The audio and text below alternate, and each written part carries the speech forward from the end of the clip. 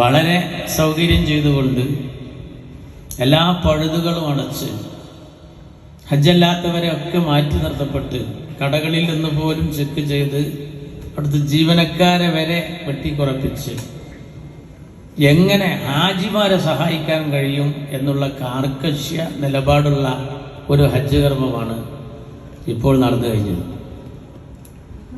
അവിടെ മലയാളക്കരയിൽ നിന്ന് വന്നവരടക്കം പലരും ആരോഗ്യവാന്മാരല്ല, എല്ലാവരും ചെറുപ്പക്കാരുമല്ല, രോഗികളുണ്ട്, വൃദ്ധരുണ്ട്. അങ്ങനെയുള്ള ആളുകളോട് അവിടെ നിന്ന് പോരുമ്പോൾ ചിലരൊക്കെ പറഞ്ഞിരുന്നു, ബേജാറാണ്ട, മോനില്ല അല്ലെങ്കിൽ മോളില്ല, കൂടെ ആളില്ല, അതൊന്നും വലിയ കാര്യമാക്കണ്ട, ഇവിടെ KMCC ഉണ്ടാവും എന്ന് പറഞ്ഞാണ് യാത്ര അയച്ചത്.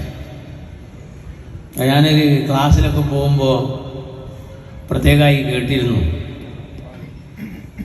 അവരൊക്കെ പറഞ്ഞിരുന്നത് അവിടെ KMCC കുട്ടികളുണ്ടെങ്കിൽ ഒന്നും ആലോചിക്കാനില്ല.